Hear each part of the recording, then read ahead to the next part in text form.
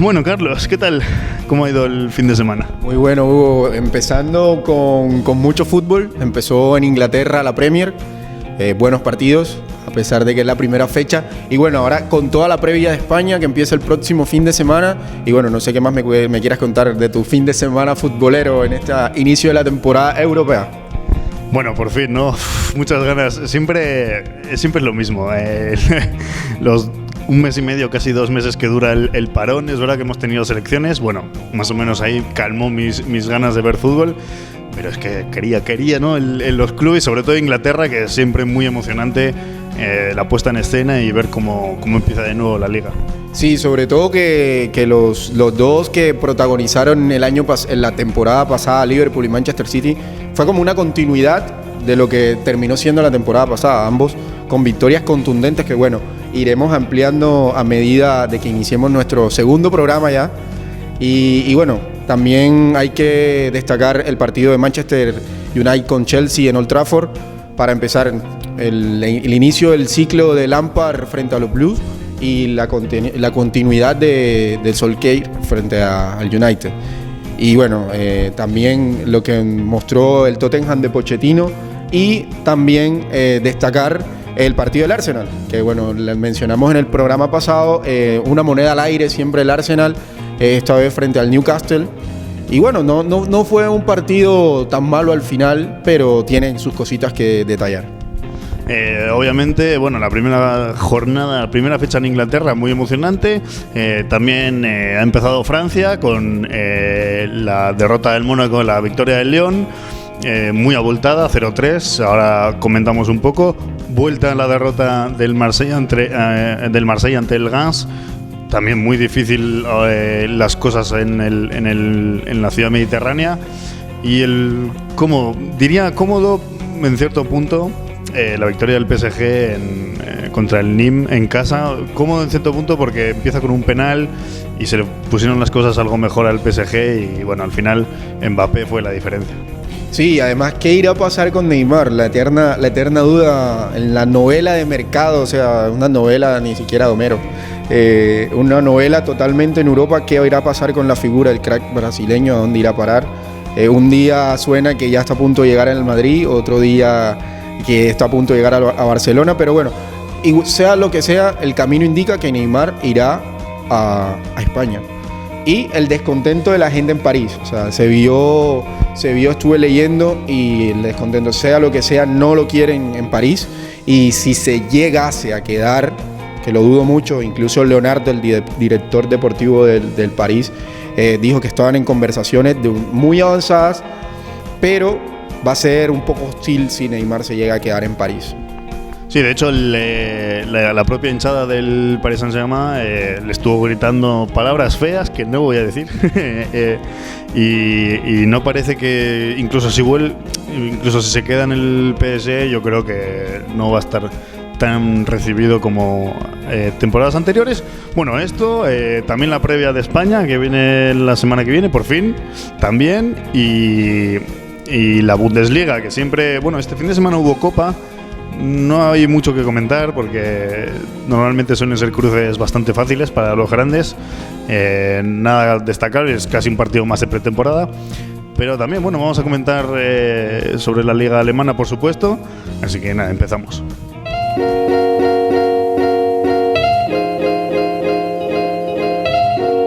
Empezamos con el Liverpool-Norwich, que abría la jornada el viernes a la tarde, bueno, tarde aquí, noche en Europa, en Liverpool.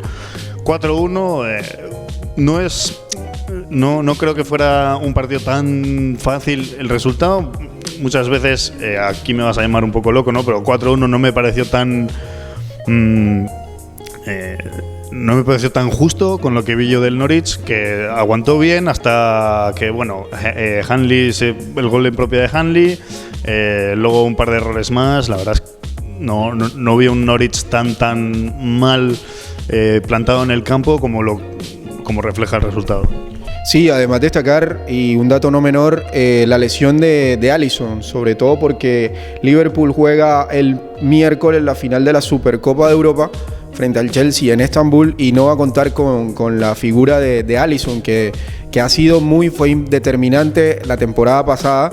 Y bueno, todavía hay que destacar que Adrián, el portero español, está recién llegado a los Reds y sea lo que sea, debutar dentro de un contexto como fue positivo con la victoria frente a Norwich, fue positivo para él, y sabiendo que con la confirmación del carro de Alisson, ahorita Adrián jugaría su segundo partido en la Supercopa de Europa, que para mí, ya ampliaremos un poquito más adelante, para mí, claro candidatazo el Liverpool a llevarse la Supercopa de Europa. Sí, Alisson, que de todas formas en pretemporada dejó algunas dudas, no parecía haber llegado en la mejor de las condiciones, quizá también por la Copa América, obviamente, llegó hasta la final y la ganó, entonces quizá le quedaba un poquito más de ritmo en lo que es el juego. Se lesionó, un poco de dudas, como digo. Llega Adrián San Miguel, es experimentado en Premier, es un portero que ya tiene bastantes partidos en sus espaldas. Yo creo que el problema que ve ahora Klopp será si es con los pies, porque de reflejos, de posicionamiento, de salida, Adrián no tiene ningún problema. El problema va a ser cómo sale con el balón jugado. Sí, bueno, entrando ya un poquito más en materia de lo que fue el partido, fue una continuidad de lo que terminó siendo el Liverpool en la temporada pasada, con poderío ofensivo del tridente adelante, que esta vez tuvo a Mané en el banco de suplentes y a Origi, el belga, uno de los autores de los goles en la final de la Champions en Madrid. Lo tuvo jugando extremo izquierdo, a Salah por el costado derecho como extremo derecho, y a Firmino siendo ese, en realidad no un 9, sino siendo ese jugador, ese enlace entre el medio y entre los dos delanteros que al final terminan siendo, en este caso, Origi y Salah. Y un poco atrás, bueno, el tridente y sobre todo la postura de Jordan Henderson, el inglés. Destaco lo que hizo el inglés porque jugó como en una posición de interno, pero que algunas veces exteriorizaba su posición y era ese punta de lanza que tiraba balones muy verticales, pero sobre todo siempre fue el enlace entre líneas y también manejando las diferentes alturas para el progreso. Y bueno, atrás destacar la titularidad de Joe Gómez, el joven inglés, mantuvo otra vez la postura. Van Dijk, el central holandés, Robertson por la izquierda y por el costado derecho Alexander-Arnold. El Liverpool, como te decía al inicio, para mí el claro candidato a hacerle fuerza al City, y para mí este año sí será, lo reafirmo, lo había dicho en el primer programa, reafirmo que para mí el Liverpool este año sí se llevará la Premier, que es el torneo por el que apuntan. Al fin y al cabo es el torneo al que apuntan y bueno, hay que ver cómo se le da en este torneo de la regularidad. Un poco la vida sigue igual, ¿no? A orillas del Mersey, la misma alineación, digamos, titular del año pasado, con la excepción de Origi, que se ha ganado un lugar en el corazón de los hinchas Reds por sus goles en Champions, en Liga también. Un jugador que parecía que iba a desaparecer del todo en Liverpool y mira, al final un par de lesiones y salidas desde el banquillo en el 85 que sabe aprovechar, se ha ganado la titularidad de ayer, o sea, del viernes, perdón. Se debe más a porque Mané estuvo en la Copa de África también. Quizás no tenga el ritmo ese competitivo todavía, pero todo sigue igual en Liverpool. Alexander-Arnold me parece el mejor lateral derecho del mundo ahora mismo. Y Van Dijk, sobre todo Joe Gómez, que has dicho antes, hace un momento. Si le respetan las lesiones, yo creo que también va a ser la pareja de Van Dijk en el centro de la defensa.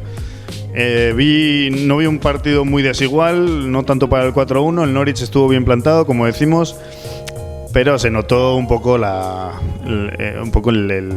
ternura, ¿no? Vamos a decir entre comillas, del equipo que tiene que todavía adaptarse a Premier. El gol de Pukki, que marca su primer gol en Premier, que hizo muy buena temporada en Championship y había que ver qué nivel podía dar. Pero al final un 4-1 bastante engañoso para mí. Sí, igual de todas maneras, para tirar un dato para concluir esta introducción de lo que fue el primer partido para Liverpool, partido 100 de Origi en Liverpool, y el primer gol del que fuese goleador en el Championship, el jugador el 9 del Norwich. Y me parece que los canarios serán uno de los atractivos de los recién ascendidos, y le va a poner problema a muchos y va a defender su lugar en la primera división de Inglaterra. Y bueno, hay que esperar a ver cómo surge el progreso en fechas del Liverpool, y cuando venga el inicio de la Champions, cómo afronta la triple competencia. Bueno, luego el sábado a la mañana, el partido del campeón en Londres contra el West Ham. West Ham 0, Manchester City 5. Yo ahí sí que me parecía que jugaba en otra división, tanto West Ham como Manchester City. No parecía que el West Ham estuviese en primera y el Manchester City también. Un paseo total.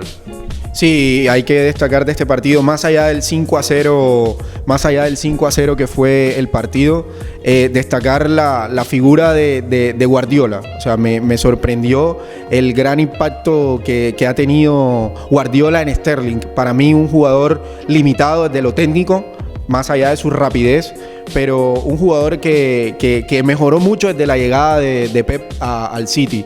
Ella es un jugador más completo, un jugador que sobre todo decide mejor en los metros finales, y la posible influencia que va a tener Guardiola sobre Rodri, el nuevo fichaje o el fichaje estrella del City, el español, tanto en la Community como en este primer partido frente al West Ham, sufrió mucho en salida, sobre todo a la hora de girar, de recepcionar y girar. Cada vez que lo encimaban, sufría el español para dar ese pase, dar ese posible pase.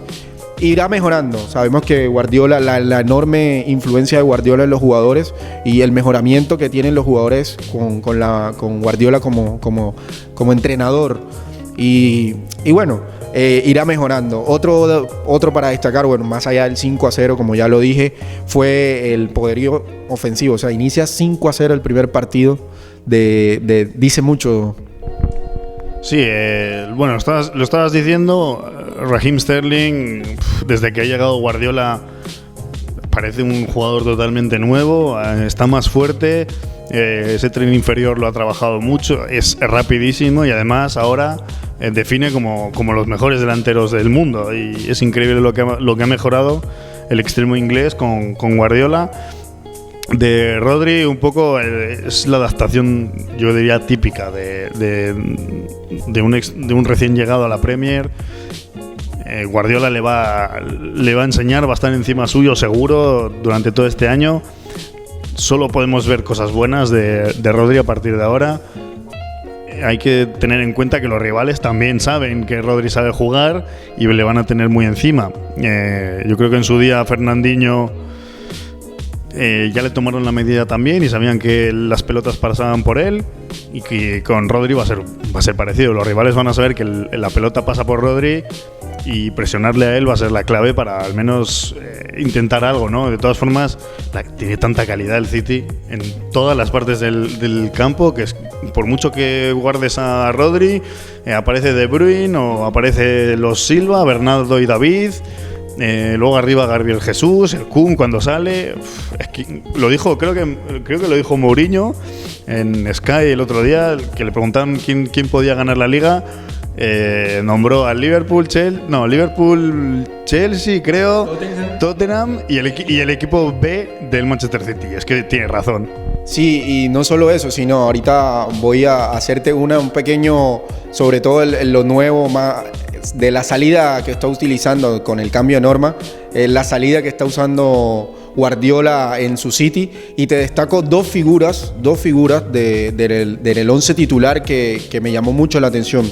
El belga De Bruyne, sobre todo siendo ese jugador que le brindó la salida, desde su conducción, desde su pase, y sobre todo desde esa rapidez, esa verticalidad que le imprimió el belga a la hora de ir saltando líneas. Y por el costado derecho, jugando a pierna cambiada, el argelino Ryan Mahrez. Increíble lo que ha logrado Ryan Mahrez también, que en el Leicester, campeón de hace 2 temporadas atrás, también había tenido un alto nivel, pero ahorita con Guardiola se ha visto un salto cualitativo en su nivel individual. Y ahorita jugando con el extremo derecho, en este caso jugó por el portugués Bernardo Silva, que estuvo en el banco de suplentes, pero fue un constante desequilibrio y una proyección también constante dentro de este engranaje de juego. Y bueno, por el otro lado, el West Ham, lo mencionamos la semana pasada, le cuesta iniciar, luego que con el pasar de los partidos, que van avanzando las fechas, logra entrar como en esa dinámica de Premier, pero le cuesta al principio y le costó mucho al equipo de Manuel Pellegrini. No parece ser, aparte de que el Manchester City no es el rival del West Ham, el West Ham no tiene que mirar a ganar al Manchester City, tiene que mirar a ganar a otros equipos. El año pasado le ganó 4-0 también el City en su casa. Parece que esa batalla está como medio perdida ya, los jugadores en pretemporada además.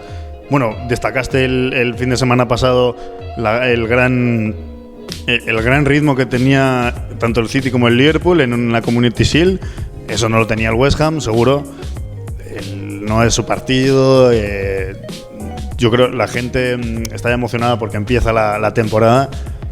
No creo que esperaran ver a su equipo ganar ni hacer mucho. Ahora mismo la distancia entre las dos plantillas es enorme. Y ha fichado... el West Ham ha intentado fichar, estaba Sebastián Haller de titular, pero es que le falta mucho trabajo al equipo de Pellegrini. Seguimos con el Tottenham, el finalista de la Champions del año pasado, que empezó su andadura en primera contra el Aston Villa. Partido muy igualado, no otra vez. El marcador no refleja muy bien lo que ha sido el partido. 3-1. A mí me pareció que el Villa mereció algo más. Sí, hubo un cambio que fue como el punto de inflexión dentro del partido. Fue el ingreso del danés Christian Eriksen. A partir de allí el Tottenham fue creciendo y arrinconando al Villa contra su propio arco, pero te destaco un nombre que me sorprendió gratamente. Sabía de la calidad que tenía, pero que en este partido destacó, sobre todo más allá de que marcó el gol del empate, el francés Ndombele, jugando primero en esa línea de 3 en el primer tiempo y luego el ingreso del danés jugando en el doble pivot junto con su compatriota Moussa Sissoko. Y bueno, fue uno de los jugadores que más me agradó en esta primera fecha de Premier y que va a ser muy importante para Pochettino en la temporada, sobre todo pensando que el Tottenham siempre va a afirmar lo que hizo la temporada pasada de un claro competidor dentro de lo que es la competencia tanto en Inglaterra como en Premier. Sí, en Ndombele Champions. En Champions, eso. En Ndombele el Tottenham salió con wings más de pivote, organizador, defensivo, y con a los costados Sissoko y Ndombele para intentar que Sissoko, por supuesto, se descolgara, que dejara esas tareas de creación para Harry Winks y se descolgara, y Ndombele un poco lo mismo, ¿no? Creando también juego, pero lo que quería Pochettino es que llegara al área, que chutara. Hubo mucho, es verdad que chutó muchas veces desde fuera y que se le iba bastante alto. Pero el cambio es ese, ¿no? El cambio de Winks, ahí se dio cuenta, también porque iba perdiendo 1-0 y Pochettino se dio cuenta y sacó a Eriksen, que yo tampoco sé muy bien, seguramente no esté todavía preparado físicamente para jugar los 90 minutos Eriksen, pero se dio cuenta y sacó a Winks, puso al doble pivote a Ndombele y Sissoko en el medio pivote un poquito, porque además sabía que iba a acorralar al Aston Villa. Y puso a Eriksen de media punta. Y ahí es donde se acaba el partido un poco para el Aston Villa, que aguantó bien hasta ahí, hasta que salió Eriksen y empezó a mover un poquito más la pelota. El empate de Ndombele desde un tiro muy lejano y luego un poquito más fácil para el Tottenham, pero aguantó bien el Villa. Sí, bueno, volviendo a ver la mano de gran entrenador de Pochettino, que siempre una de sus características es mover las fichas durante el transcurso de sus partidos, dependiendo del contexto que muestre el partido o las circunstancias que vaya mostrando el partido. El técnico argentino siempre se ha destacado por mover el dibujo durante esto, y en este caso, con el marcador en contra, dio ingreso al danés y movió a Lamela hacia el costado izquierdo. Retrasó un poco hacia el lado del extremo derecho a Lucas Moura y dejó en punta, a este bárbaro goleador que es Harry Kane, que al final fue el que marcó los 2 goles siguientes. 2 goles para Harry Kane, que siempre se ha dicho que el agosto nunca marcaba un gol. Creo que en lo que lleva de profesional, en agosto había marcado solo un gol. Y el otro día marcó 2. Un poco desquitándose, una vez más desquitándose de Harry Kane. Se decía muchas veces que, en Inglaterra hay una expresión que es one season wonder, que es eres bueno una temporada y ya está, y siempre se desquita y siempre acaba tapándole la boca, ¿no?, a los que le critican año tras año. Salvó un poco los muebles del Tottenham en el nuevo estadio del Tottenham. 3 puntos para los Spurs, que a punto estuvo de ser 0 o 1. Sí, para concluir tu comentario, nuevamente pongo ahí en esos 3 favoritos para competir, hacerle fuerza a Liverpool y al City, al Tottenham. Claramente, independientemente de que su plantilla sea un poco más corta, tiene con qué, desde la idea, desde el funcionamiento, desde la gestión de Pochettino y desde los tiempos que lleva engranado este equipo, y va a divertirnos mucho, y veremos nuevamente al Tottenham ganando protagonismo tanto en Inglaterra como en la Champions. Y para terminar con el partido, un apunte de Aston Villa, bien atrás. Me gustó mucho su estrella, el mejor jugador, que es Jack Grealish, salvo en el error del gol, que se confía y se la roba bien jugador del Tottenham, que ahora no recuerdo quién es. Provoca un gol de los Spurs, pero muy, muy móvil, pidiendo la pelota, bien con los regates, siempre decisiones muy acertadas, salvo esa última, como hemos dicho. Muy bien John McGinn también, que lo quería el United. Buen equipo, no creo que tenga mucho. Si juega como jugó el otro día, no creo que tenga muchos problemas para mantener la categoría. Recordemos que el Aston Villa ha gastado casi más de 100 millones de libras y debería estar sin problemas, como digo, para mantener la categoría. Turno ahora del vecino, el vecino de los Spurs en Londres. Esta vez jugaron fuera, en Newcastle, 0-1. Yo este partido sí que no lo pude ver, así que casi que te lo dejo todo a ti. Bueno, un partido algo chato. No dejo mucho para destacar tácticamente. Sabemos que en la segunda temporada Unai Emery frente a los Gunners, y un gol de Aubameyang, el gabonés, fue el que más destacó.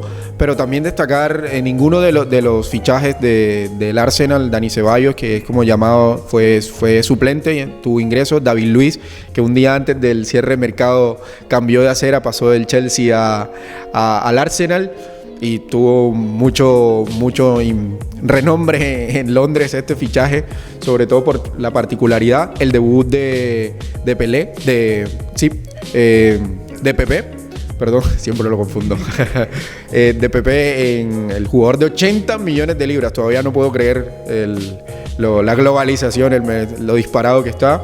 Y destacar la figura nuevamente del Arsenal. Me parece que cumplió. No fue vistoso, pero cumplió, ganó, empezó con 3 puntos que se van a Londres. Y destacar también una figura de lo que va a ser ese doble 9, que ya la temporada pasada dejó grandes sensaciones, que es el gabonés con el francés Lacazette. Nuevamente, estos dos me parece que van a ser los jugadores que van a marcar la pauta dentro de la figura del Arsenal y las aspiraciones del conjunto que dirige Unai Emery. Y sobre todo atrás, el nuevo rol que tiene el suizo Xhaka, siendo capitán y sobre todo siendo ese pivot en salida, ese eslabón que entre la defensa y el mediocampo. siendo como esa brújula que va a buscar. Ya veremos si en algún momento lo llega a combinar con Dani Ceballos. Sabemos que Dani Ceballos es un jugador más dinámico, menos posicional, más de conducción, de driblar, de ir ganando posiciones, de saltar a través de su gran velocidad, pero también dentro de ese desorden táctico que muchas veces plantea el Español, como fue figura en el Europeo Sub-21. Bueno, la figura del lateral derecho inglés del Arsenal. Y bueno, no hay mucho más que destacar. Hay que ver, creo que el Arsenal va a competir en esos 4 primeros lugares y sobre todo va a ser nuevamente uno de los cuadros a tener en cuenta en la Europa League. Bueno, el Arsenal, deberíamos ver cuál es el rol de Dani Ceballos. Espero que sea porque no ha tenido mucha pretemporada. El Español debería contar al menos este año para Unai Emery, aparte de lo que se paga por él. Por lo que puede aportar el campo, creo que es interesante.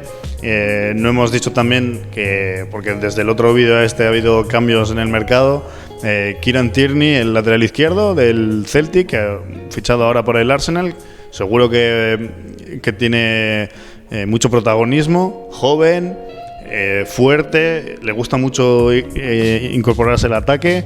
Como defensor quizá tenga que mejorar un poquito más, pero seguro que va a ser clave también.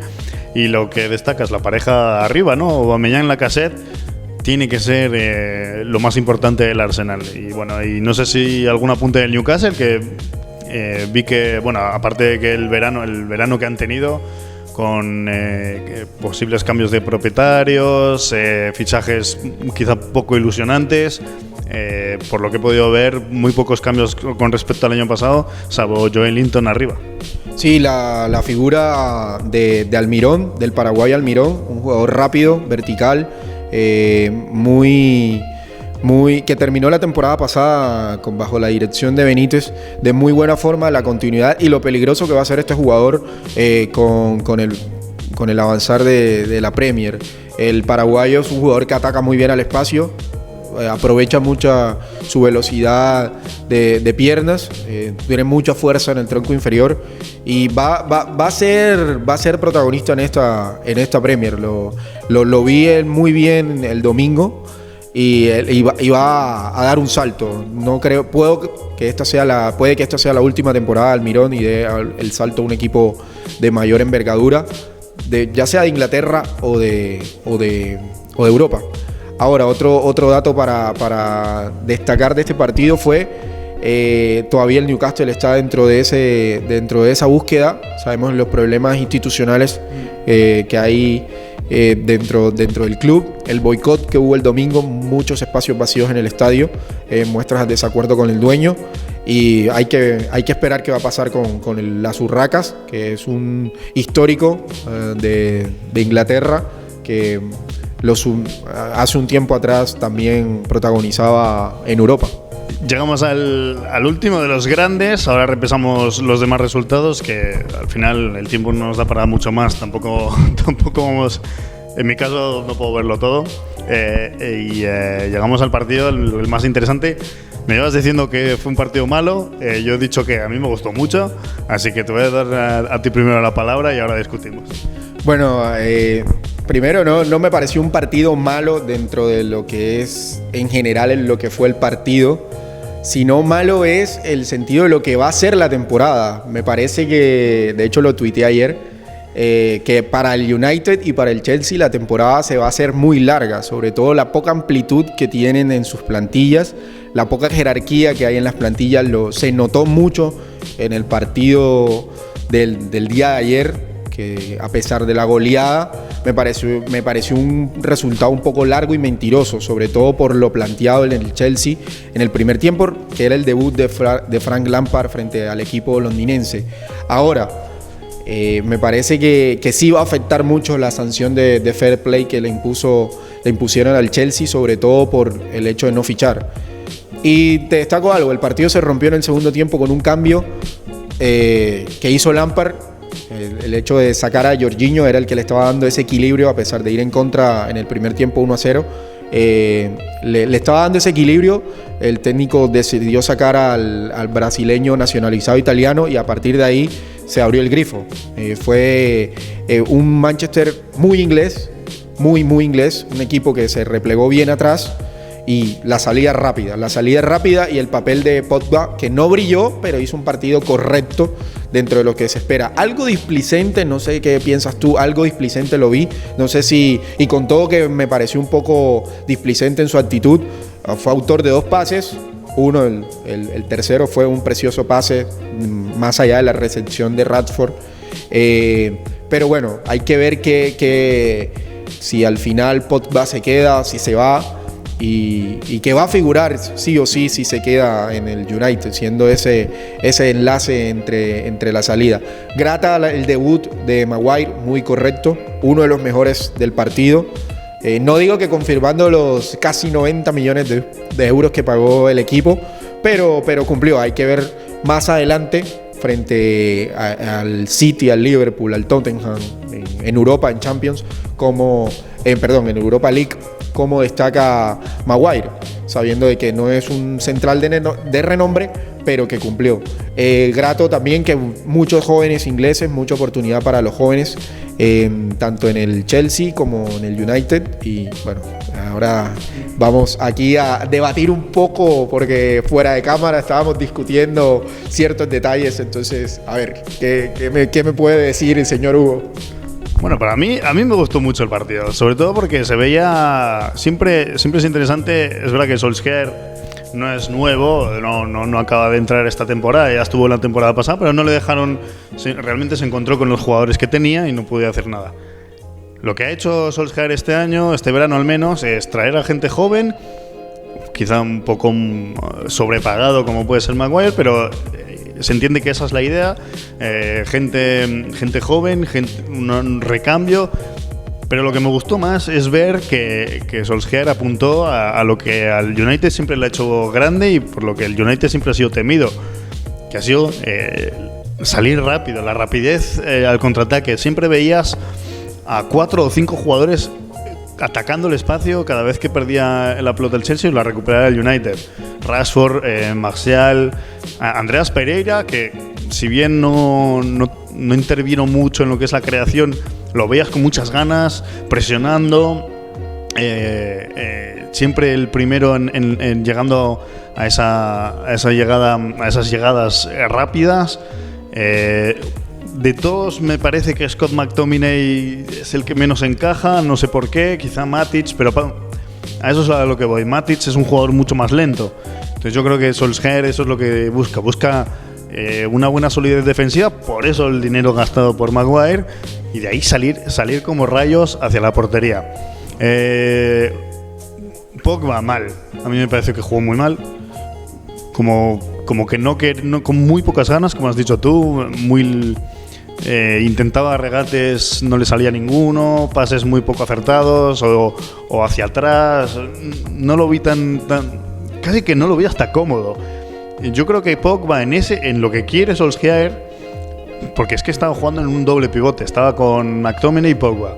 Si tú a Pogba lo sueltas y pones a McTominay y Matic, por ejemplo, y Pogba más descolgado, yo creo que sí que funcionaría, porque entonces le dejarías llegar, que es lo que a él le gusta. De parte del Chelsea, me gustó más o menos la propuesta de Lampard, porque quería tener la pelota, pero no había mucha verticalidad, había dominio, pero un dominio muy insustancial, no había... Es que no generó tantas situaciones de peligro. Tammy Abraham no tiene el nivel todavía para un Chelsea. Me parece que es un jugador más de segunda división por ahora. Lo hizo bien en el Aston Villa el año pasado, pero el Chelsea yo creo que le viene un poco grande. Se lo comió Maguire y Lindelof. Me gusta que Mason Mount tenga minutos, pero es un jugador por hacer. Y Zuma hizo un partido horrible. El penalti lo cambia un poco todo. Luego 2 goles muy rápidos de Rashford y Martial. Me gustó mucho. Había esa sensación, ¿no? De que el United, si te la quitaba, podía ir rápido. Rashford un poco, al principio mal porque no decidía bien. tenía a sus compañeros corriendo como balas, se frenaba, daba el pase mal, luego se fue soltando un poco, pero a mí me pareció un gran partido. Es lo que dices, yo creo que a United no todos los equipos le van a ir a dominar, en algunos va a tener que él dominar y ahí es cuando se va a ver las posibilidades del United. Sí, y algo que destacar también del Chelsea, bueno, más allá de la ida de Gary Cahill y David Luiz, digamos que los centrales, entre comillas, de jerarquía, la labor del danés Christensen, de Zouma, como ya lo mencionaste, también cuando regrese el alemán Rudiger, ¿qué papel va a tener? Me parece que uno del talón de Aquiles del Chelsea, de Lampard, va a ser la defensa. No me preocupa tanto los laterales porque Azpilicueta, bueno, ya no digo con una institución, pero sí ya lleva un par de años siendo el lateral derecho del Chelsea, también puede jugar de central. Por el costado izquierdo jugó Emerson, el brasileño y nacionalizado italiano. También estaba Marcos Alonso, que bueno, ha sido figura también en un par de partidos temporadas atrás. Pero me parece que le falta como esa dinámica a nivel estructural. O sea, Lampard sabe a qué quiere jugar, tiene la idea clara, pero no sabe cómo encajar las piezas. En el banco estuvo Kanté, sabemos el gran despliegue del francés, jugó Jorginho, el otro brasileño nacionalizado italiano, el croata Kovacic, Mateo, que cumplió un buen partido dentro de ese desorden que maneja el croata. Me parece que va a ser una buena variante para lo que quiere Lampard al final. Igual cuando vuelvan de la lesión William, que va a aportar el brasileño, porque en la parte de adelante jugaron Pedro y el inglés Tammy Abraham, figura en la temporada pasada en el Aston Villa, y veremos miraremos si Giroud le gana esta nueva partida. También perdió a Hazard del Chelsea, no perdió a cualquiera, perdió a su figura, a su máxima figura. Entonces me parece que el Chelsea, a partir de la idea de su entrenador, lo mencionamos en el primer capítulo, qué tanta paciencia va a tener. Sabemos que es una máquina de devorar técnicos. O sea, caí en cuenta mientras miraba el partido de Claudio Ranieri que llegó de la mano a Abramovich cuando llegó a Londres, después de Ranieri, Mourinho, a Abraham Grant, Luis Felipe Scolari, Carleto Ancelotti, André Villas-Boas, Roberto Di Matteo, Mauricio Sarri, Antonio Conte, no sé si me escapa alguno. O sea, infinidad, casi un técnico por temporada. Hay que ver si le tienen la suficiente paciencia a Lampard, un ícono del Club Blue, y sobre todo qué va a hacer en Champions. Me llama la atención qué va a hacer el Chelsea en Champions. Si de verdad va a ser un espectador más o va a dar ese que siempre ha sido como un atractivo de los equipos ingleses dentro de la competición europea. Entonces, 4-0 en la bolsa para iniciar. Pues si uno ve el resultado para los resultadistas será fatal, pero hay que ver el contexto del partido. Me pareció más que una causalidad, fue más una casualidad. O sea, el United se encontró con el 4-0 y no puede tapar el resultado las falencias que tiene el equipo del United. Me parece que está un poco más completo a partir de la idea el Chelsea que el conjunto de Solskjaer. Pero ¿tú crees realmente, ahora que lo estabas comentando, me ha surgido la pregunta, ¿tú crees que con Hazard hubiese pasado algo distinto? Creo que sí, porque le da eso que le llaman jerarquía. No me gusta utilizar mucho la palabra jerarquía, pero creo que con la figura de Hazard el Chelsea hubiese podido dar un poquito más. En el primer tiempo tuvo 2 disparos al palo.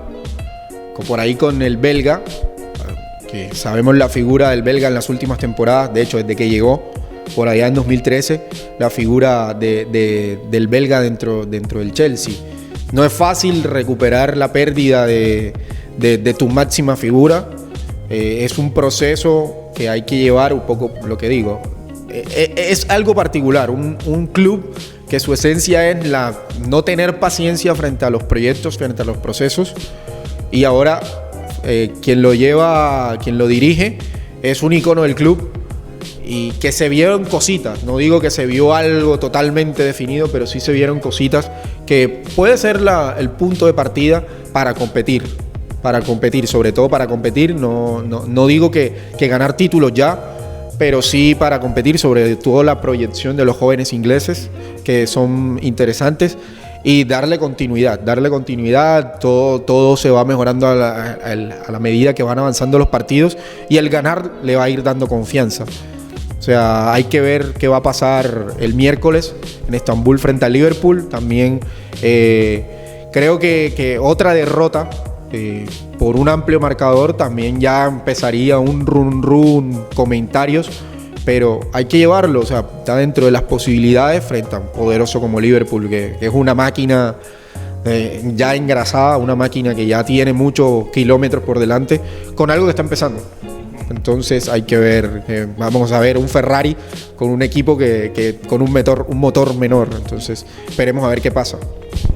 Bueno, así terminaba entonces la jornada en Inglaterra. Repasamos un poco los demás resultados. Como hemos dicho, Liverpool 4, Norwich 1, West Ham 0, Manchester City 5, Crystal Palace 0, Everton 0. Partido desilusionante. Le pedimos más al Everton, pero muy desilusionante. Sí, el partido menos inglés, el partido menos inglés de todos. Burnley 3, Southampton 0. Bastante interesante este resultado. Parece bastante claro la victoria del Burnley 3-0. Watford 0, Brighton 3. Este es el resultado que más me sorprende por el Brighton. Le dábamos candidato al descenso y le ha marcado 3 la primera jornada al Watford. Bueno, me sorprendió del Brighton. El Watford, dirigido por Javi Gracia, fue un animador la temporada pasada, y empezar con una derrota, bueno, no me sorprendió. La verdad fue el resultado que más me sorprendió, sobre todo por todo lo que mencionamos en el primer capítulo acerca de lo que podía hacer el Brighton. Luego el Bournemouth 1, Sheffield United 1, primer punto para los Blades en primera, con un último gol en el último minuto. La celebración de los jugadores es espectacular, se nota que quieren realmente hacer algo importante en Premier este año. El Tottenham 3, Aston Villa 1, que hemos comentado, el Leicester 0, Wolves 0, un partido sin goles en el que yo pensaba que iba a haber más. En fin, no se puede saber todo. Newcastle 0, Arsenal 1 y el Manchester United 4, Chelsea 1. Así que revisada ya la Premier en esta primera fecha.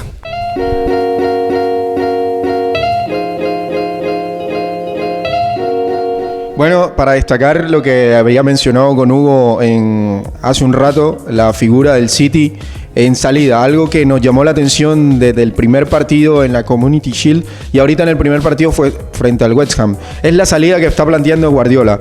La figura de Alisson en este caso, de Ederson en este caso, como portero, un dibujo un poco dentro del juego posicional del Manchester City, una figura asimétrica que plantea Guardiola en salida, con esta nueva norma de poder salir jugando desde el área. En el día sábado se vio al central, primer central un poco más adelantado que el francés Laporte, que jugó más cerca de Ederson, y luego la figura de los laterales, en este caso Walker jugando un poco más por dentro y Zinchenko jugando más abierto por el costado izquierdo, más en la media luna, cerca a los dos centrales, la figura de Rodri. Lo que decíamos, el nuevo fichaje del City sufrió un poco, sobre todo por el movimiento que planteaba Guardiola para salir, ya fuese con el primer pase de Ederson al central, cualquiera de los dos centrales, cualquiera de los dos iba jugando hacia Rodri. En este caso, los dos pivot rivales del West Ham presionaban a Rodri, y aquí era donde más pérdida se dio para el equipo de Guardiola.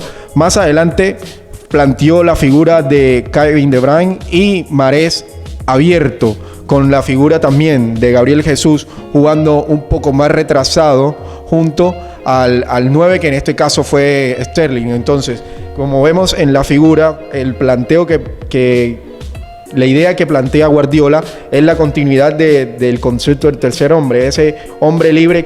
En este caso ya podía ser el belga Kevin De Bruyne, que fue una de las salidas ante los continuos errores de Rodri, que en este caso va a mejorar. Sabemos de la calidad del español, del ex Atlético de Madrid, pero la continuidad de los triángulos de pase que planteaba Guardiola.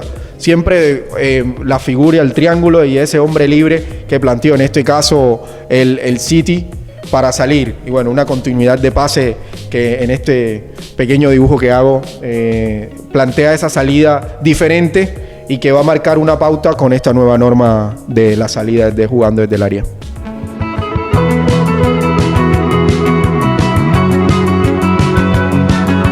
Bueno, vamos rápido ahora por Francia, porque queremos hacer un poco más de previa en España y de la Liga y de la Bundesliga. No sé si has podido ver algún partido de Francia, Carlos. Bueno, Hugo, mientras tú veías Francia, yo veía Inglaterra, así somos en este programa, pero no pude ver ninguno de los partidos, así que es todo tuyo el análisis. Más allá, pues bueno, de lo llamativo que mencionamos al inicio del programa de la figura de Neymar. No, ¿qué irá a pasar con Neymar? De resto, los partidos son todos tuyos. Bueno, obviamente no se puede cubrir todo, yo tampoco puedo verlo todo tampoco, pero sí que me tomé un poquito de tiempo para ver partidos en Francia, sobre todo el Lyon-Mónaco y el Paris Saint-Germain, que eran yo creo que los mayores atractivos que había, aparte del Marsella, que perdió. Bueno, eso, el 0-3 del Mónaco al Lyon.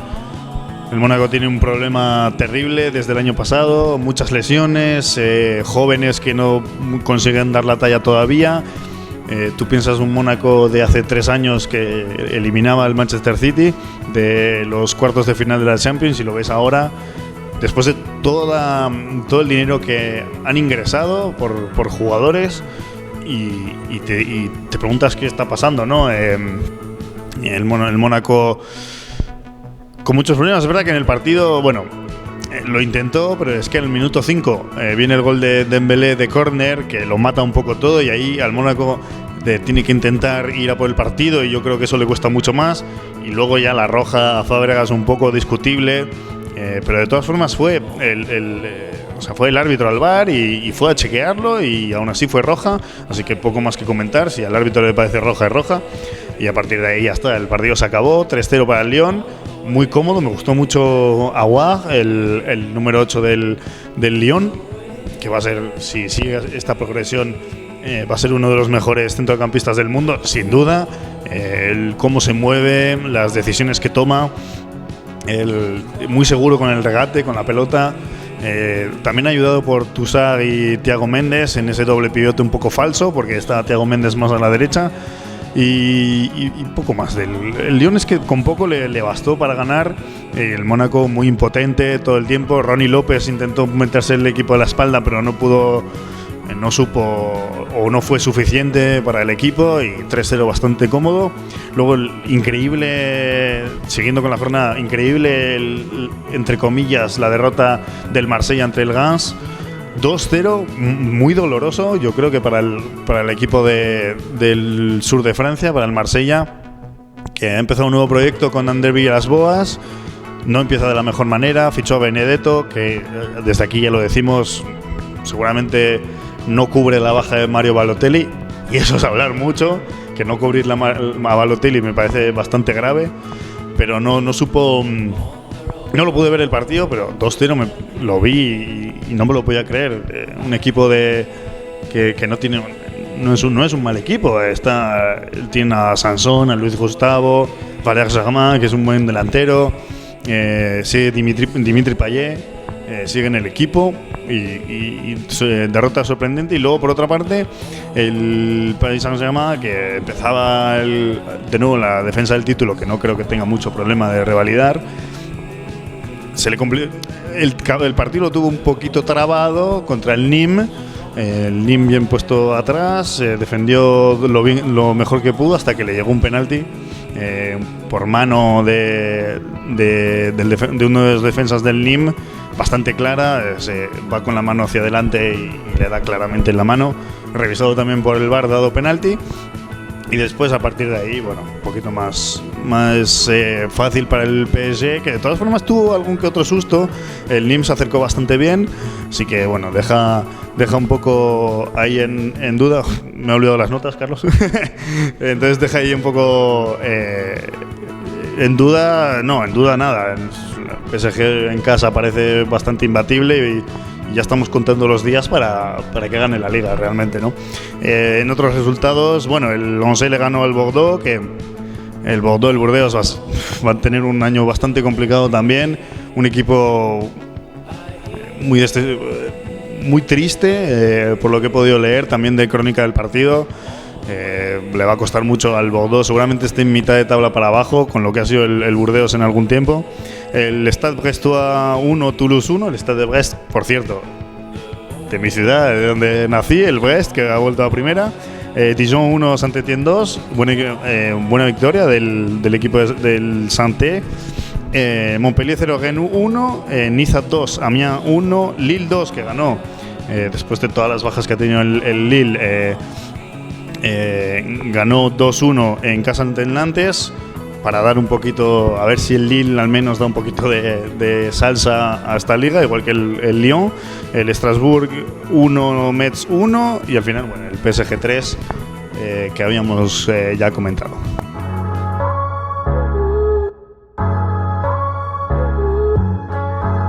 Nos quedaba un par de previas para hacer, porque obviamente han empezado las jornadas tanto en Inglaterra como en Francia, pero bueno, faltan otras ligas como la de Italia, la alemana y la española, que vamos a empezar ahora a debatir. Va a ser rápido, no vamos a ir otra vez por todos los equipos, no vamos a cometer ese error como la otra vez, tampoco tenemos tanto tiempo, así que vamos a ir empezando. El viernes empieza la liga. Ha habido mucho problema entre la Liga y la Federación por el cómo se repartían los partidos entre semanas. Se decía que el lunes y viernes no querían jugar los equipos. Ha habido mucha polémica detrás de esto. Los equipos decían que sí, que el lunes y viernes queríamos jugar. La Federación decía que no, que el fútbol es sábado y domingo. Al final se juegan los viernes, se juegan los sábados, se juegan los domingos, pero no se va a jugar el lunes.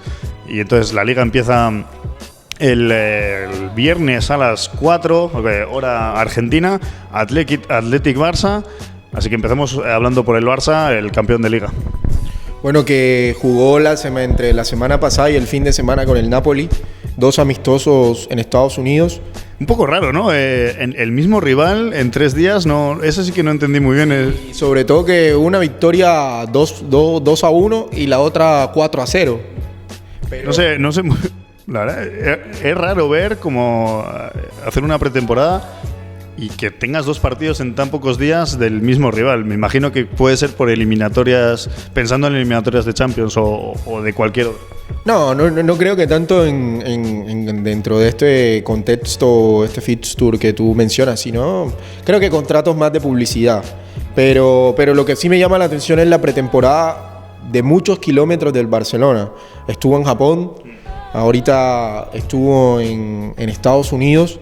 El viernes inicia la temporada frente al Athletic, visitando al Athletic en Bilbao, en San Mamés, en la catedral, la nueva catedral. Y bueno, hay mucha expectativa dentro de lo que va a ser este nuevo Barcelona, sobre todo si se da al final la llegada de Neymar.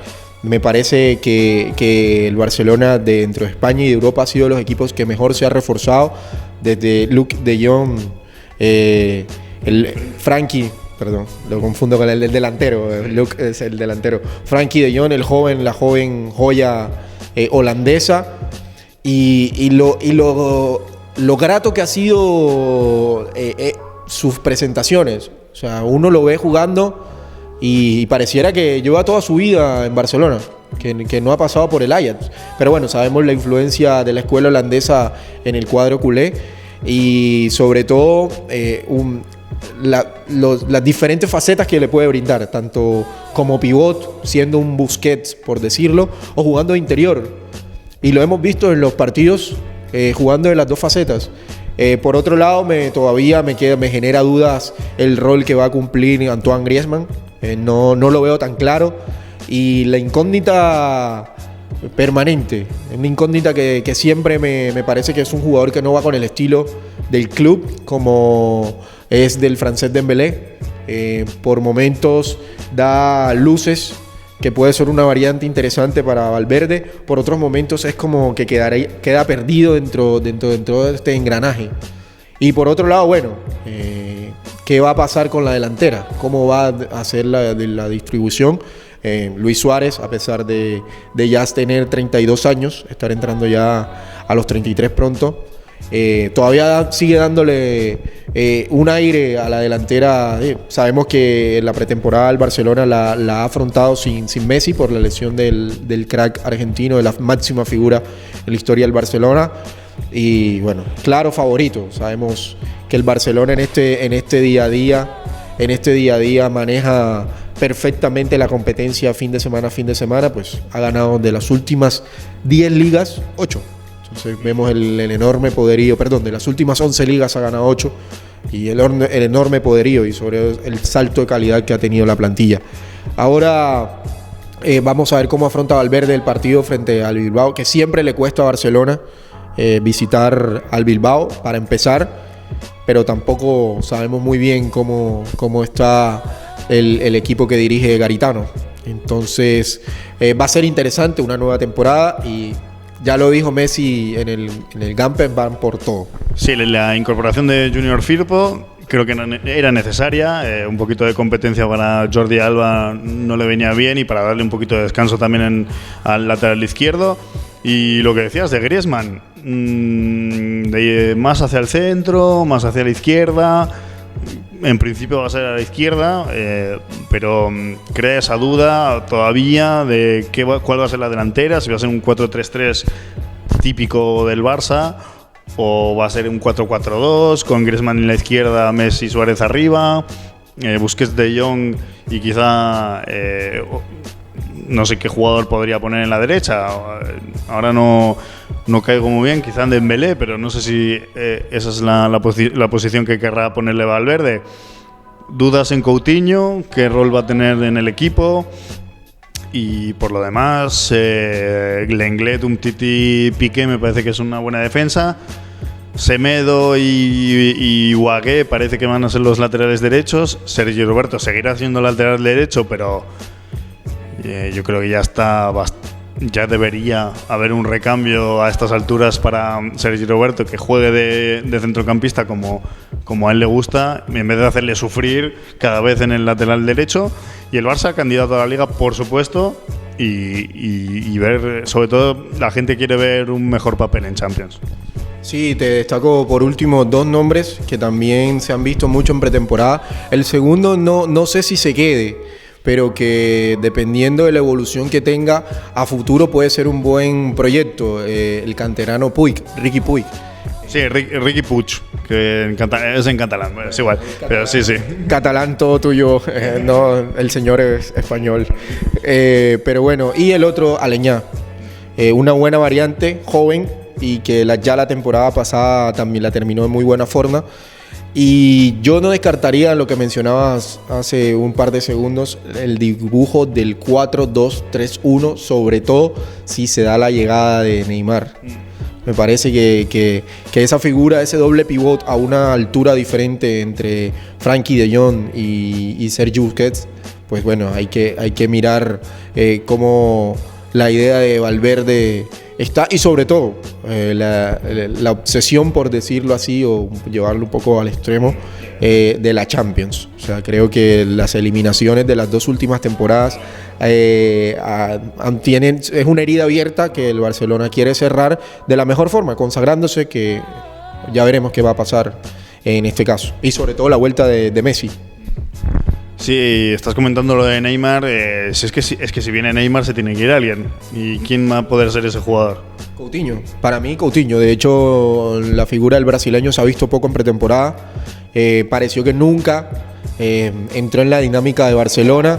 Le costó entrar, un jugador resistido en el Camp Nou, señalado en varios partidos, y sabiendo de que el brasileño para mí es más de un rol de definidor, siempre jugando en esa frontal, que fue donde destacó en Liverpool, y en Barcelona jugando como falso extremo por delante de en algún momento Iniesta, luego en otro momento jugando ahí de falso extremo izquierdo. Le costó, no entró en eso que se esperaba por lo que se pagó por él, pero bueno, hay que ver qué va a pasar. El mercado todavía está abierto hasta el 2 de septiembre, y la figura de Coutinho y sobre todo Dembélé, el francés, también es joven, le ha costado, en algunos partidos puntuales ha destacado, pero también hay un fallo que está cargando con él, el fallo de aquel partido con el Liverpool en la semifinal, el fallo en el último minuto que hubiese sido casi lapidario, pero bueno, hay que esperar a ver qué. ¿Cómo se acordaron los hinchas del Barça de ese mano a mano que falla Dembélé en la ida contra el Liverpool? Esa fue, pero hay que darle tiempo. Puede ser un jugador importante en el Barça, pero hay que darle confianza. Yo creo que es un chico que parece que necesita un poquito más de cariño dentro del club y fuera. Tiene todas las capacidades del mundo. Simplemente hay que darle continuidad y que juegue partidos y ver cómo se desarrolla. De todas formas, el Barça, candidato número 1 a la Liga. Sí, viene, como te decía, en los últimos 11 años ha ganado 8 veces. Sabemos lo bien que maneja Barcelona este contexto del fin de semana al fin de semana, del partido a partido, y la figura de Messi, determinante, ultra determinante en este contexto que el Barcelona se mueve como pez en el agua. Ahora, no sé si te parece, vamos a la otra orilla, una orilla un poco turbulenta, que la pretemporada ha sido aún más turbulenta, un océano, no diría un mar, sino un océano de dudas, y que deja, te inicio con un dato, 18 goles en 6 partidos de pretemporada, 18 goles en contra, o sea, muchísimo para lo que quiso, abro yo el debate, el Real Madrid de Zidane. Cerró la pretemporada el día de ayer en Roma, jugando un amistoso con la Roma frente con la Loba. Y yo estuve viendo el partido y las sensaciones son más sensaciones negativas que positivas para el Zidane. Pareciera que el equipo no se encuentra en un bloqueo, pero se encuentra con la sensación de que no hay una conducción estratégica con un plan por el cual guiarse. Si la afición merengue pide correr, el equipo no se cansa de correr, y hay que tener en cuenta que ya muchos de estas figuras que de la estructura de la columna vertebral que marcó la primera era de Zidane, la exitosa era de Zidane, como Toni Kroos, Marcelo, Luka Modric, ya han pasado la treintena, y que hagan semejante desgaste le va a costar, sobre todo en los partidos en Europa. Y ya probó Zidane entre semana en Austria la línea de 3. Digamos que le funcionó, pero el domingo se vio un equipo que era una autopista permanente para la velocidad de los extremos de la Roma. Entonces, frente a equipos que le planteen una transición rápida, va a sufrir mucho. De hecho, sufrió el espacio que mantenía la línea de 3.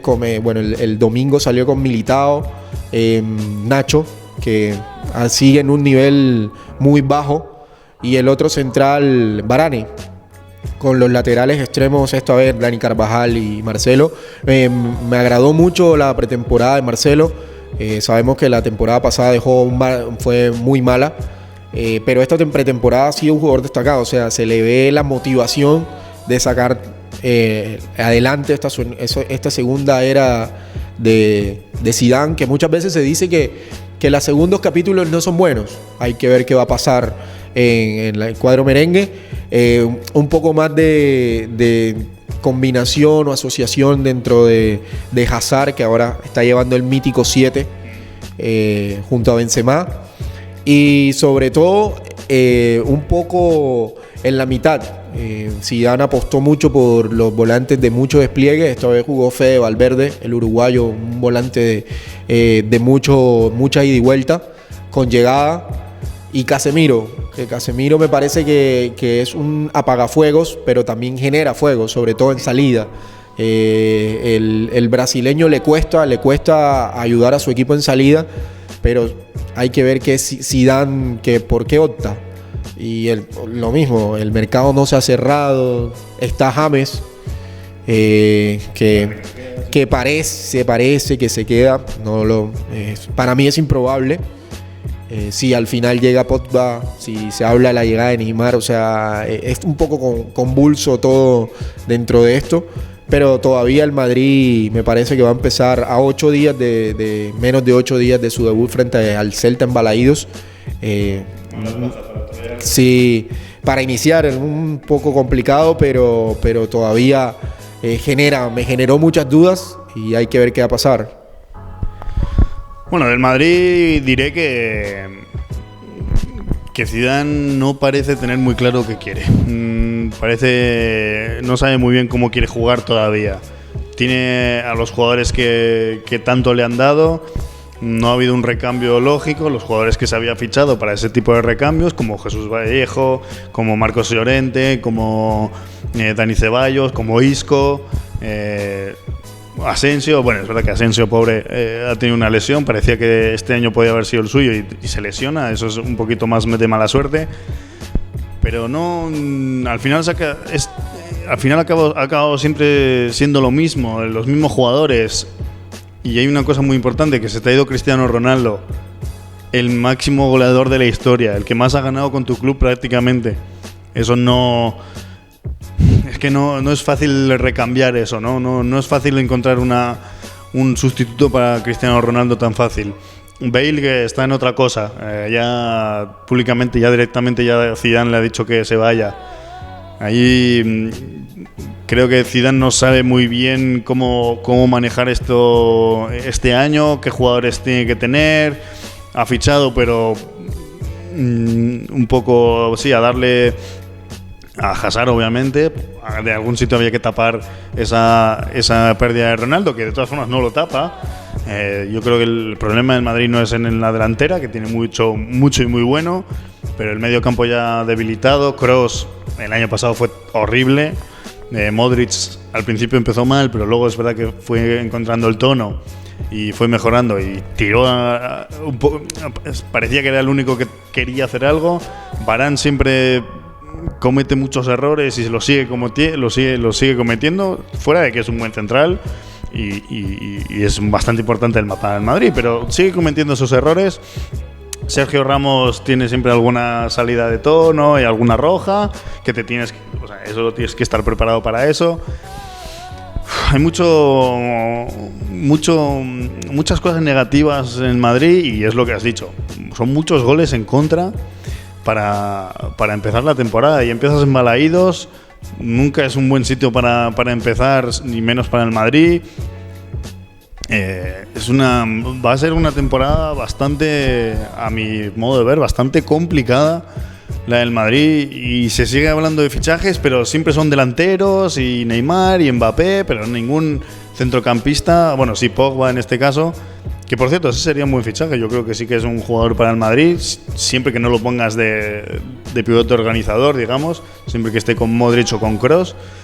Pero siempre parece que falta algo. Sí, sobre todo que Zidane, uno de sus éxitos en la primera etapa fue apostar por el talento individual, o sea, dejándole todo el talento individual con un plan que en ese momento le salió, y ahora parecería que vuelve a apostar por ese talento individual, pero teniendo en cuenta que han pasado un par de años y estas individualidades ya no digo que estén viejos, no, pero se sienten incómodos, se les ve en su postura corporal el hecho de correr y ir sumando muchos metros. Y veremos que adhiero lo que tú dices de que Pogba sería un buen fichaje. Y me llamó la atención ayer que el Madrid mejoró un poco a partir del ingreso de Isco. Me parece que Isco, dentro de esto que está planteando Zidane para esta temporada, puede jugar un papel muy importante, sobre todo porque a partir de la calidad técnica de Francisco Alarcón, el Madrid puede reposar, puede ganar minutos, ralentizar el juego y darle como un aire para que la recuperación, si va a apostar mucho al despliegue físico, que es lo que se vio en la pretemporada, que por ahí es lo que uno a priori invita a apostar lo que va a hacer Zidane, pero todavía sigue siendo un mar de dudas. El Real Madrid entonces, que visitará Balaídos el sábado a las 12. Seguimos un poco con la primera fecha, el Valencia-Real Sociedad, a confirmar un poquito el Valencia esa buena temporada que empezó titubeante, más que nada por los empates que consiguió. No perdió tantos partidos, pero casi era el rey del empate durante un momento en la temporada. Empieza contra la Real Sociedad en casa, una buena Real Sociedad también, que ha hecho buenos fichajes en Isaac, y ahora hay uno que ahora no recuerdo, en la Real... Odegaard, exacto. Ver también qué puede hacer Odegaard en el equipo. Y así, bueno, rápido del Valencia. Del Valencia te puedo decir que dentro de España es uno de los clubes que en este caso absorbe más técnicos y que las segundas temporadas de los entrenadores no son buenas. Porque me recuerda mucho a la temporada que hizo hace, si no estoy mal, hace 3 años Nuno Espíritu Santo. La primera fue una temporada espectacular y la segunda explotó todo. Y bueno, tiene semejanzas.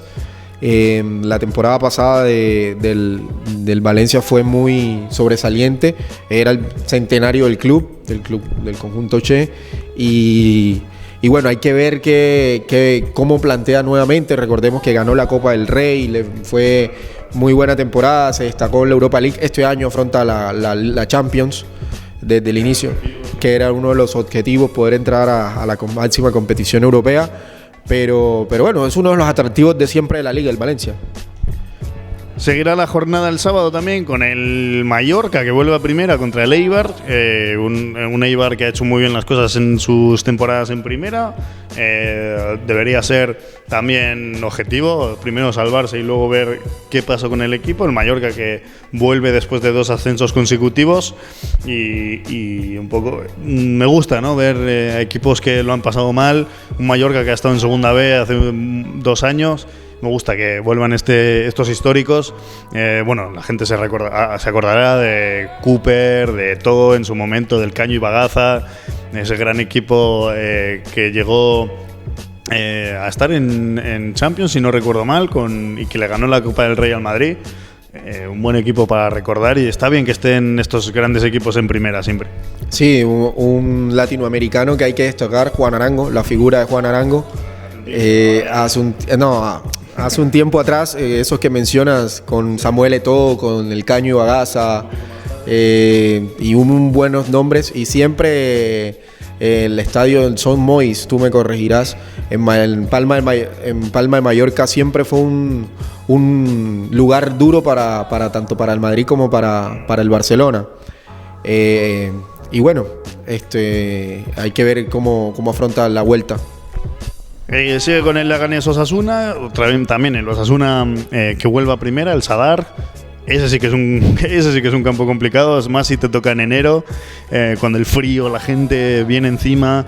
Es un estadio precioso para ir a jugar, muy complicado siempre para Madrid y para Barça. Es un estadio mítico, ¿no?, de la Liga Española. El Villarreal contra el Granada, otra vuelta del Granada, otro histórico.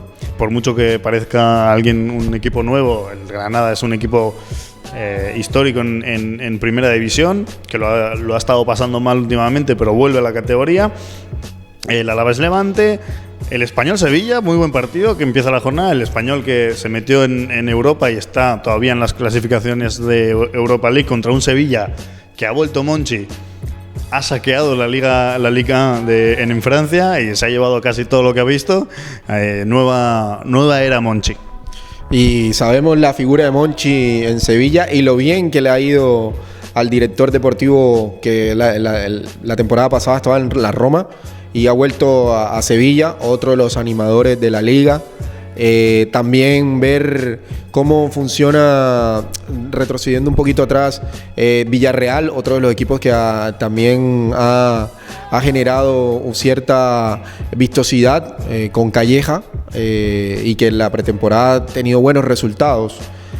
Volviendo un poquito a Andalucía, el Sevilla, a ratificar lo que hace temporada a temporada. Este año no afronta competición europea, está focalizado 100% en la Liga Española y bueno, más adelante en la Copa del Rey.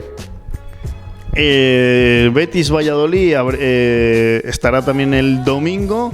El Betis, que con Quisque se tiene el año pasado, hizo una gran temporada y luego se vino todo abajo y parecía hasta que podía entrar en Champions, y al final no está ni en Europa.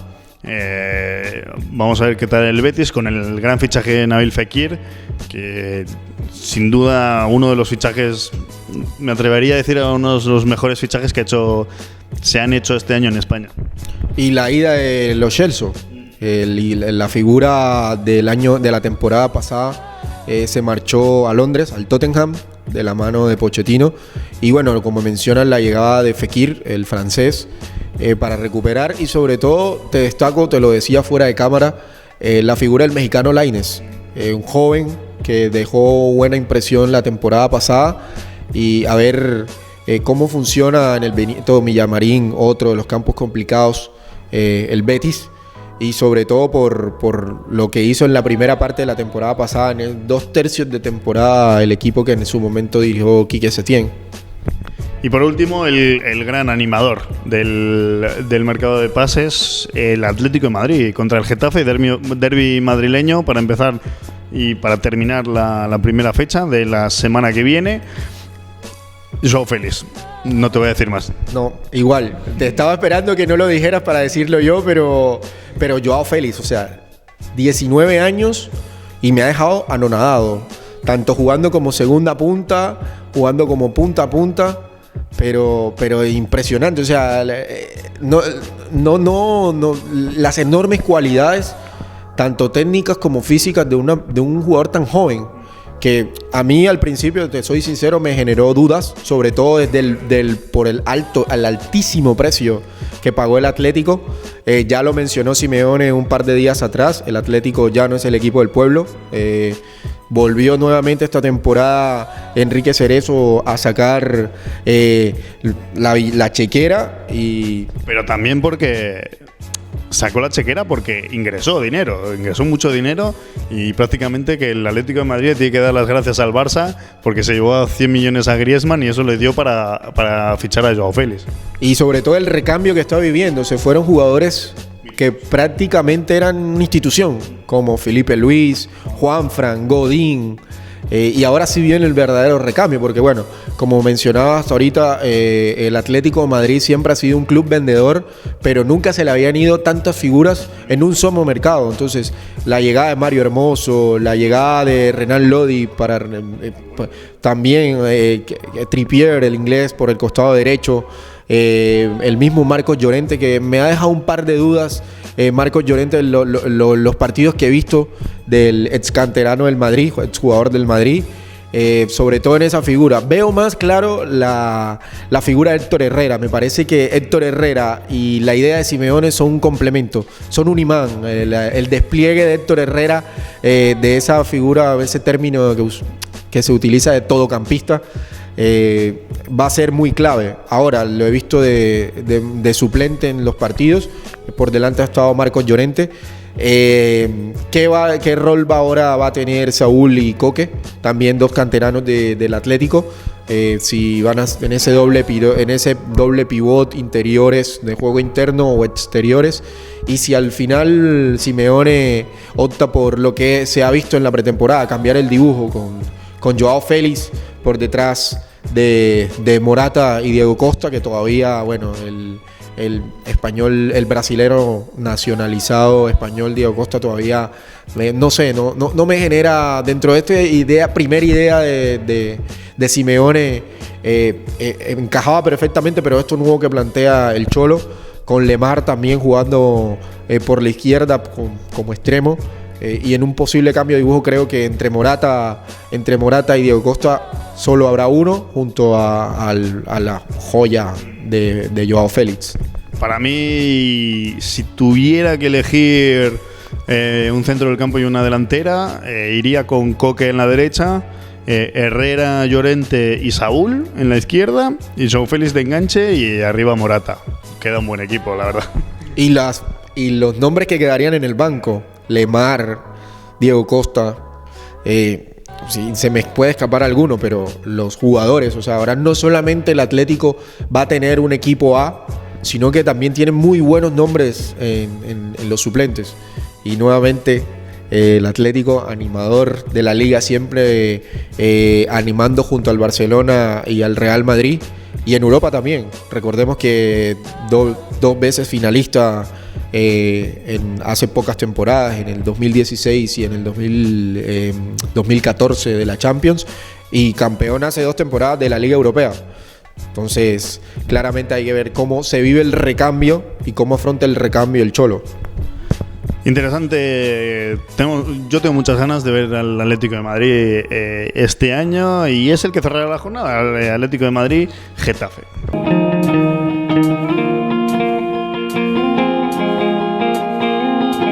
Y por último, comentar un poquito la Bundesliga rápido. También empieza la semana que viene. La abre el viernes, como siempre es habitual en Alemania, la abre el campeón, que es el Bayern de Múnich contra el Hertha de Berlín. No parece, salvo sorpresa también, yo diría, del Borussia Dortmund, igual que el año pasado, que va a ser el principal candidato al título. No ha habido mucho recambio, sí es verdad que ha habido fichajes, sobre todo franceses, en Pavard y Lucas Hernández, pero vimos en la Supercopa, ¿no?, que más o menos fue el mismo equipo que el año pasado, candidato número 1, que empieza en casa contra el Hertha, que si no recuerdo mal siempre se lleva un saco de goles de Múnich. Sí, también te menciono la llegada del croata Perisic, Iván Perisic, del Inter al Bayern, recreando esta figura de lo que fue Robben, ese zurdo jugador que juega en el extremo a pie cambiado, y sobre todo un rumor que ha nacido en España, que ha ido creciendo, la posible llegada de Gareth Bale al Bayern. Y por el lado de Dortmund, bueno, un técnico que siempre me ha gustado mucho su idea, el Lucien Favre, y lo que plantea un equipo joven que ha hecho un buen mercado. Sabemos que le gusta al equipo de Dortmund fichar jugadores jóvenes, que potencia a estos jugadores y luego los vende. Entonces, claramente los dos animadores. Y un tercer equipo, el Leipzig, el equipo que lleva 2 temporadas, ha seguido un proyecto macro desde la 4ª división, y hace 2 temporadas llegó a primera división, a la primera división alemana, a la Bundesliga, y también ha sido animador de Europa.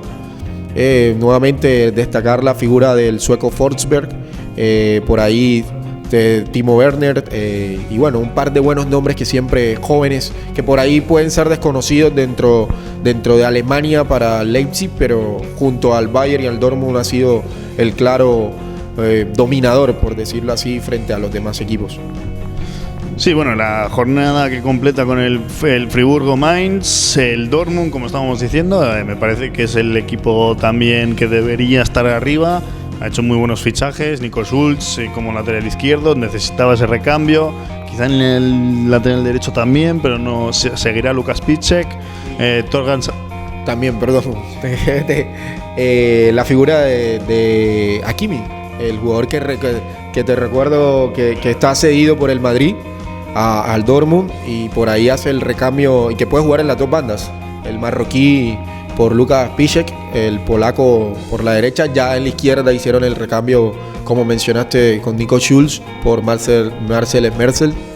Y bueno, sí, bueno, es verdad, se me había olvidado un poquito la figura de Hakimi. Como digo, debería estar arriba el Dortmund. Torgan Hazard también, el hermano de Eden, que ha cambiado Mönchengladbach por Dortmund. Entonces, bueno, para mí debería estar ahí arriba el Dortmund. Seguimos con el Wolfsburgo-Colonia, el Colonia que vuelve a primera después de un añito en segunda, el equipo de la Cabra, un histórico, por supuesto, de Alemania, y que guardó bastantes jugadores en segunda, y pudo volver prácticamente sin problemas a primera, y así que vuelve el Leverkusen-Paderborn. Leverkusen debería este año no ser tan irregular como el año pasado, que estuvo tonteando abajo. Tienen mucha más calidad, los ojos sobre todo en Kai Havertz. Y el Paderborn, que hace 2 años a punto estuvo de bajar a tercera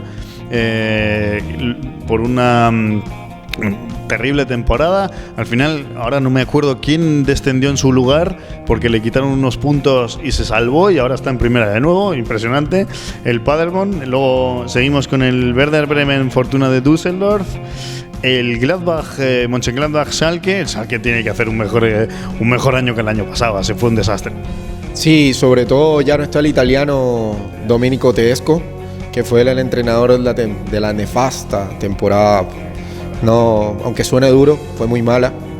Y bueno, el Mönchengladbach, como tú dices, también uno de los animadores dentro de la Bundesliga, ya sin su figura Torgan Hazard, el hermano de Eden, y hay que veremos cómo afronta. Y te destaco un nombre para tener en cuenta: la última temporada, uno de los históricos de Alemania, el peruano Claudio Pizarro, jugador de 41 años, que el fin de semana marcó gol en la Copa de Alemania y que ya dijo que se queda a vivir en Alemania porque su vida la hizo ahí. Y para destacar nuevamente la figura de este histórico en su última temporada en Alemania. Un incansable del fútbol alemán, muy querido en Bremen. No me extraña que se quiera quedar a vivir ahí el peruano.